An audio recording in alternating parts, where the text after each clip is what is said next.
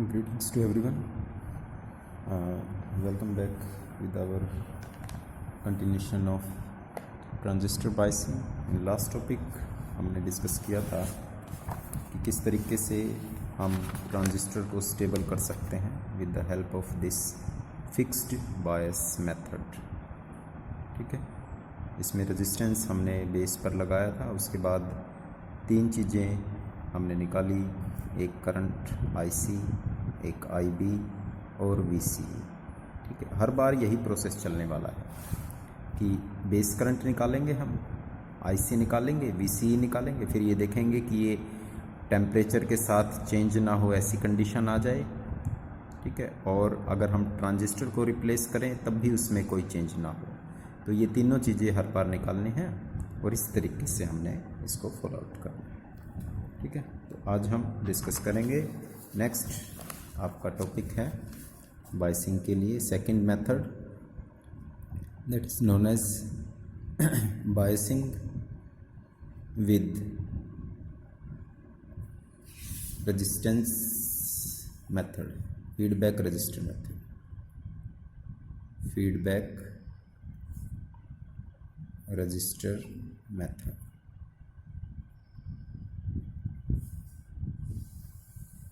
ठीक है, इसका दूसरा नाम है collector to base bias. Collector to base bias method. जैसे उसका फिक्स बायस था और बेस बायस था, तो इसका हमारा biasing with feedback resistor method या collector to base bias method भी हो सकता है. ठीक है, डायग्राम देखते हैं पहले, उसके बाद फिर इसको करें. हमने फीडबैक रजिस्टर मेथड लगाना है, यानी जो रेजिस्टेंस हम लगाना चाहते हैं वो वापस फीडबैक में भी होना चाहिए. तो इसके लिए हमने क्या किया कि एक कॉमन एमीटर ट्रांजिस्टर ले लिया एनपीएन में. ठीक है, this is your emitter, base and collector NPN. एक रेजिस्टेंस तो हमने लगा दिया कलेक्टर पर, आरसी नाम दे दिया इसको, और एक रेजिस्टेंस यहाँ पर लगाना है कलेक्टर के साथ ही. ठीक है, कल तो हमने यहाँ पर लगाया था रेजिस्टेंस बेस के ऊपर, लेकिन ये रेजिस्टेंस यहाँ लगेगा और इस रेजिस्टेंस को हमने नाम दे दिया है फीडबैक, क्योंकि ये आउटपुट वापस किस में जा रही है, आपके इनपुट में प्रोवाइड हो रही है. ये देखिए. ठीक है, इस रेजिस्टेंस को हम नाम तो आरबी का ही दे रहे हैं, बेस का, लेकिन ये आउटपुट से ऑब्टेंड हुआ है. पहले वाला ऊपर से ही सीधा यहाँ पर गया था. ठीक है, तो वो आउटपुट नहीं था, क्योंकि आउटपुट इसके बाद जो चीज़ है वो आउटपुट है रेजिस्टेंस के बाद. एमीटर को हमने ग्राउंड कर दिया है. एक हमने आउटपुट में कैपेसिटर लगा दिया जैसे कल था, और दूसरा हमने इनपुट में कैपेसिटर लगा दिया है, और ये हमारी आउटपुट हो गई.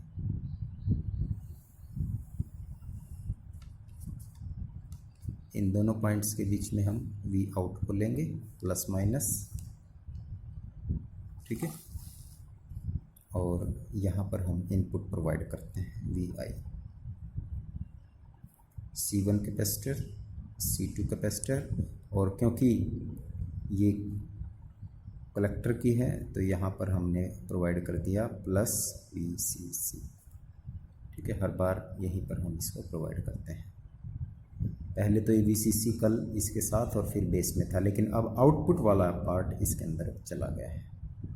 ठीक है, इन दोनों पॉइंट्स के बीच में जो वोल्टेज है कलेक्टर और एमीटर के बीच में, that voltage is known as VCE, और इन दोनों पॉइंट के बीच में जो वोल्टेज है दैट इज VBE.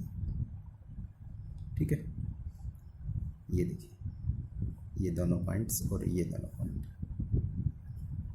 तो ये हमारा एक तरीके से biasing with feedback register. Feedback का मतलब आउटपुट से दिया फिर वापस इनपुट में हमने इसको डाल दिया.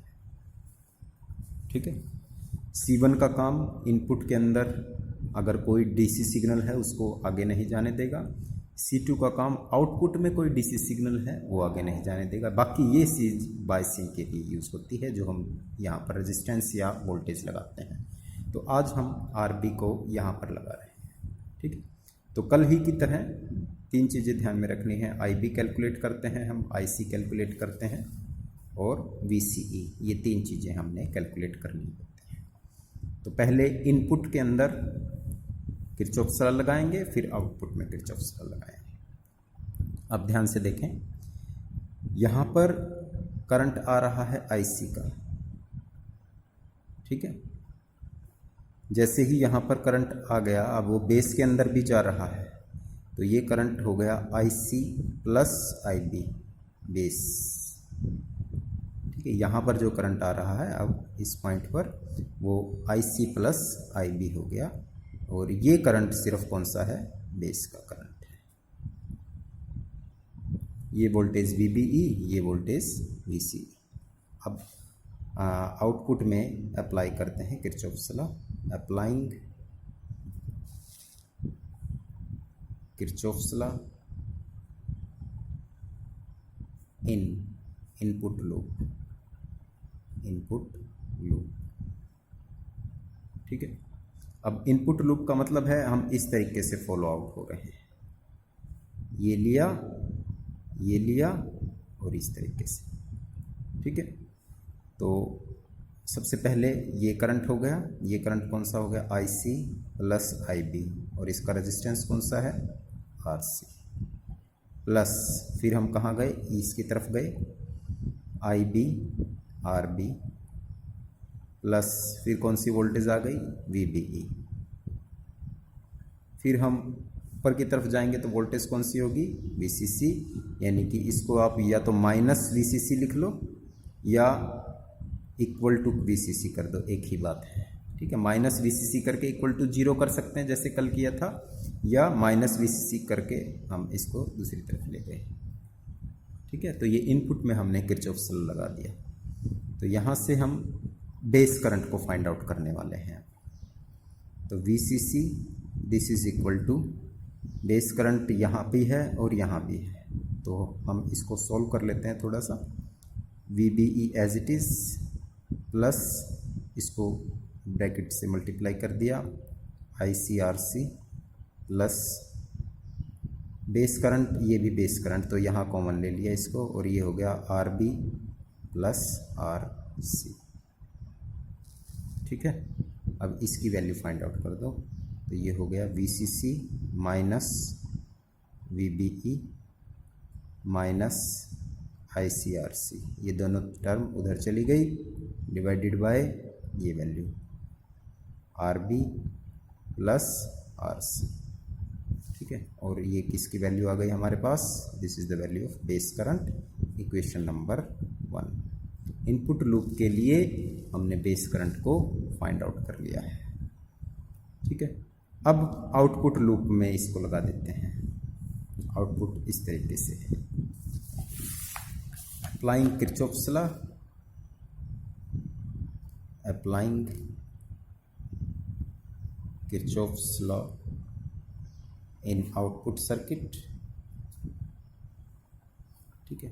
तो VCC वहाँ भी रहेगा, this is equal to IC plus IB, और इसका रेजिस्टेंस RC, और वोल्टेज कौन सी है, VCE है, ठीक है। ये देखिए ध्यान से, यहाँ से ऐसे चले हैं, ICRC ICIB RC का रिजल्ट, और ये, और जब दोबारा जाएंगे तो VCC माइनस में हो जाएगा, या इसको इक्वल टू लेके दूसरी तरफ हम ले गए, ठीक है। तो यहाँ से किसको निकालेंगे हम, VCE को।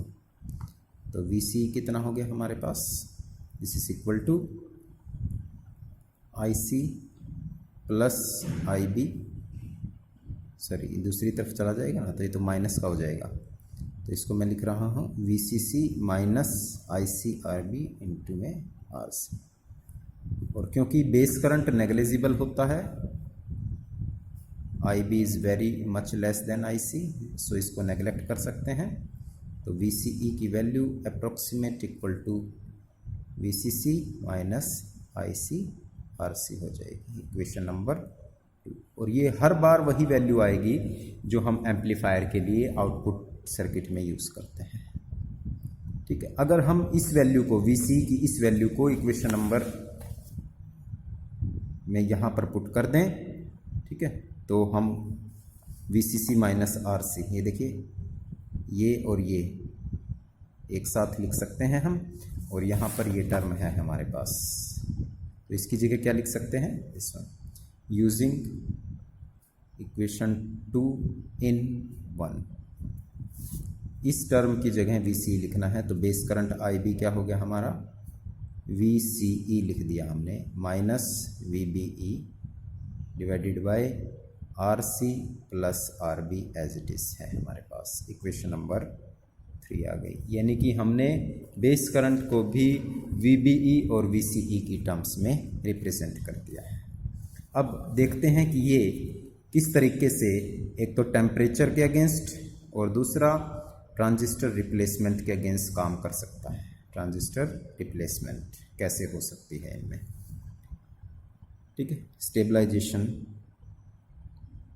Stabilization of biasing against temperature and temperature variation कहते हो आप इसको, and transistor replacement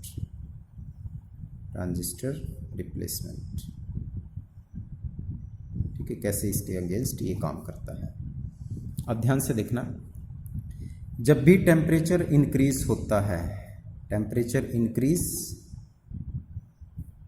then IC increases. IC क्यों इंक्रीज होता है, क्योंकि IC इज इक्वल टू होता है beta IB plus ICBO। Temperature का सीधा इंक्रीज इस पर पड़ता है, ये हम पहले पढ़ चुके हैं, और ये इंक्रीज होगा तो IC क्या होगा, इंक्रीज होगा। तो कहने का मतलब ये है कि जैसे ही टेम्परेचर बढ़ेगा IC इंक्रीज होगा। अब IC जब इंक्रीज होगा IC, तो इस इक्वेशन को ध्यान से देखो। अब अगर IC इंक्रीज हो रहा है तो VC की वैल्यू डिक्रीज हो जाएगी, ठीक है। As IC increases from equation 2, VC decreases, ठीक है। और ये वैल्यू अगर डिक्रीज हो गई तो अब इस बेस करंट को देखो, बेस करंट में VC डिक्रीज हो रहा है। अगर VC डिक्रीज होगा तो बेस करंट भी डिक्रीज होगा। And from equation 3, as VCE decreases, IB decreases, and as IB decreases, अगर बेस करंट डिक्रीज हो गया देन IC आल्सो डिक्रीजेस। एक तरफ तो टेम्परेचर बढ़ने से करंट बढ़ रहा है कलेक्टर का, लेकिन कलेक्टर करंट बढ़ने से VC डिक्रीज होगा, और VC डिक्रीज होगा तो बेस करंट डिक्रीज होगा, और बेस करंट डिक्रीज होगा तो सीधा फैक्टर जो है IC is equal to beta IB हम लिखते हैं। बेस करंट के डिक्रीज होने से IC will also decreases.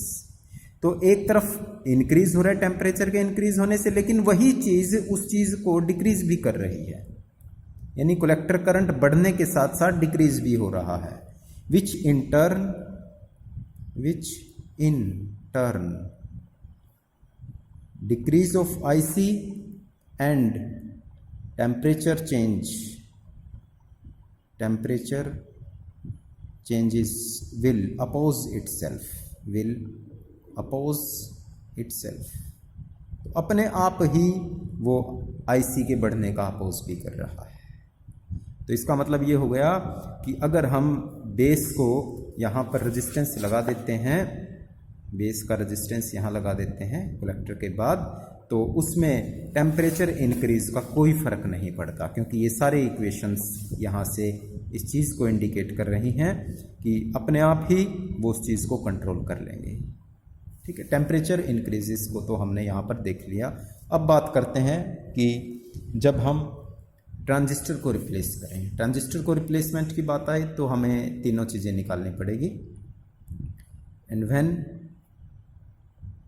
Transistor is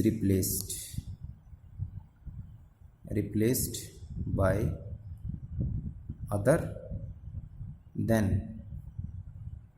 value of beta, ये पैरामीटर्स होते हैं जो changes in the value of IC, ठीक है, will also cause nullify itself। अगर हम एक ट्रांजिस्टर को दूसरे ट्रांजिस्टर से रिप्लेस करते हैं तो बीटा चेंज होता है, और बीटा चेंज होने का मतलब ये है कि कलेक्टर करंट चेंज होगा। लेकिन ये सारी इक्वेशंस उसी चीज़ को शो कर रही हैं कि चाहे टेम्परेचर चेंज हो, चाहे हम ट्रांजिस्टर को रिप्लेस करें, तो ऐसा करके हम अपने आप ही जो है वो कलेक्टर करंट को नहीं बढ़ने देते, मतलब कि वो इस चीज़ को नलीफाई कर देता है, ठीक है। अब रही बात, हमने बेस करंट को तो फाइंड आउट कर लिया है, आईसी को भी फाइंड आउट कर लेते हैं। यहाँ से कितना होगा, by substituting IC equal to होता है बीटा आई बी, ठीक है, और इसको हम इक्वेशन नंबर 1 में रख देंगे। यहाँ पर एक तरीके से इसको नाम दे दो, ये इसको मैं ए नाम दे रहा हूँ क्योंकि 1 तो मैंने यहाँ दे दिया, ए नाम देना, आप इसको ए दे 1 दे देना, फिर 2, फिर 3, फिर 4, ठीक है। इक्वेशन नंबर इसको दे दो आप, ये इक्वेशन VCC और ये है। यहाँ पर हम IC को रिप्लेस करेंगे किससे, इस टर्म से। इन इक्वेशन मैंने ए नाम दे दिया इसको, तो VCC क्या बन जाएगा हमारा, VCC this is equal to IB RC plus RB plus beta IB RC plus VBE। अब देखो यहाँ पर चेंज हो गया, बस IC की जगह क्या रख दिया हमने, बीटा, ठीक है। तो यहाँ पर दोबारा से एक बार फिर इसकी वैल्यू फाइंड आउट कर देंगे, लेकिन पहले IB को कॉमन ले लो। यहाँ VCC this is equal to IB RC और यहाँ भी IB है, ठीक है, बाकी टर्म अलग से लिख देंगे। VBE पहले लिख दिया प्लस, अब देखो IB इसके साथ भी है, IB इसके साथ भी है, IB इसके साथ भी, तीनों के साथ है, तो तीनों में ही IB को कॉमन ले लेंगे। अंदर क्या बचेगा, RB प्लस RC। अच्छा एक चीज़ और देखिए, RC यहाँ पर भी है और RC यहाँ पर भी है, ठीक है। तो इन दोनों में बीटा और 1 कॉमन भी आ गया साथ में, प्लस इसको ऐसे लिख दो, RB प्लस बीटा प्लस 1, ये बीटा प्लस 1 है, और कॉमन आ गया RC, और ब्रैकेट के बाहर कौन सा आ गई वैल्यू, IB, ठीक है, ठीक है। तीनों में IB कॉमन ले लिया, इन दोनों में से बीटा RC कॉमन ले लिया। अब वैल्यू निकाल दो किसकी, बेस करंट।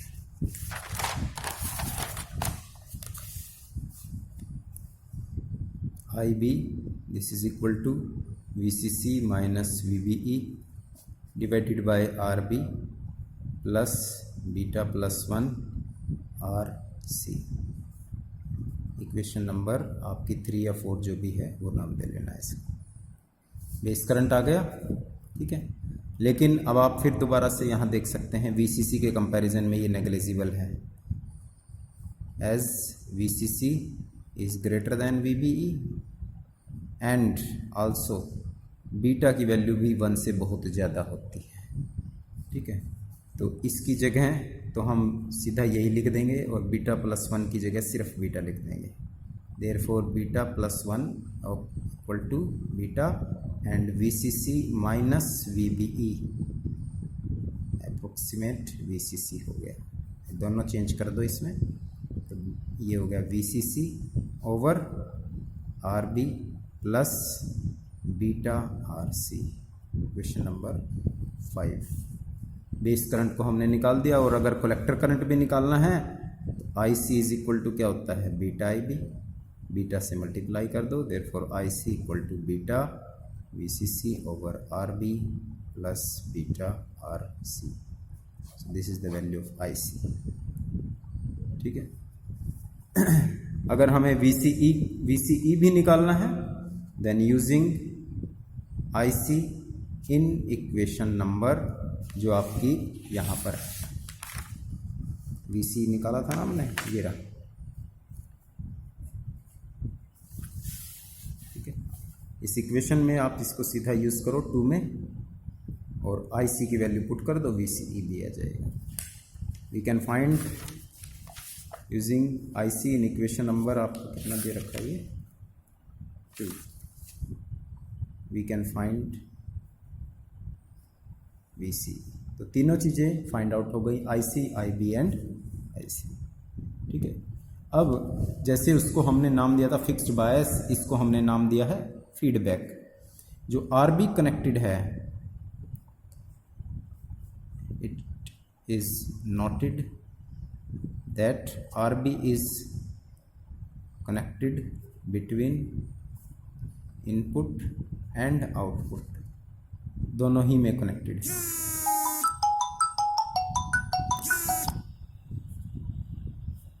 Therefore,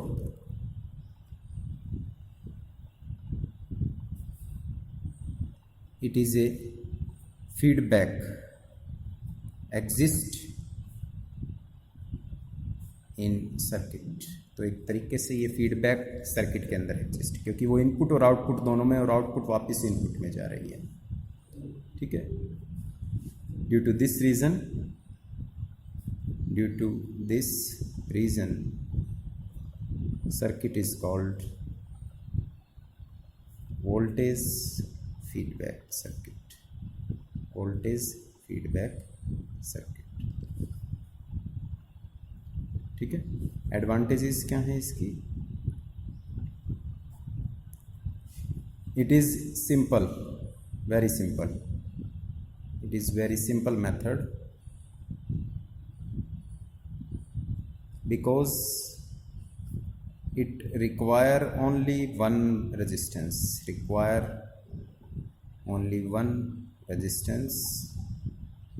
RB, ठीक, और एक VCC end voltage VCC only. दो ही चीज़ें चाहिए, एक वोल्टेज VCC और एक रेजिस्टेंस RB। दूसरा, जो सर्किट है वो ऑपरेटिंग पॉइंट के अगेंस्ट और ट्रांजिस्टर रिप्लेसमेंट अभी हमने जो देखा, ठीक है, दोनों में ही स्टेबल रहता है। This circuit provide stabilisation against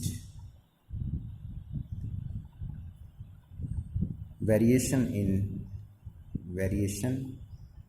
in temperature and replacement of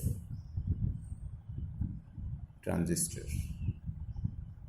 ठीक है। चाहे टेम्परेचर में चेंज आए, चाहे ट्रांजिस्टर रिप्लेस करे, दोनों ही के अगेंस्ट जो है वो स्टेबलाइजेशन देता है।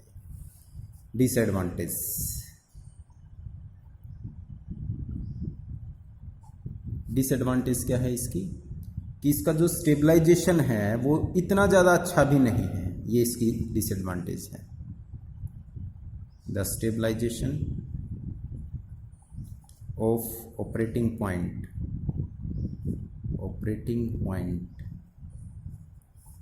against temperature and transistor replacement is not so good, बहुत अच्छा नहीं है, ठीक है। चेंज तो कर देता है, मतलब कि ये स्टेबलाइजेशन तो दे देता है, लेकिन बहुत अच्छा भी नहीं। दूसरा, क्योंकि हमने रेजिस्टेंस को फीडबैक में लगाया है, ठीक है, तो ये इस वजह से वोल्टेज ड्रॉप कर देता है और गेन रेजिस्टेंस का, एम्पलीफायर का कम हो जाता है। The negative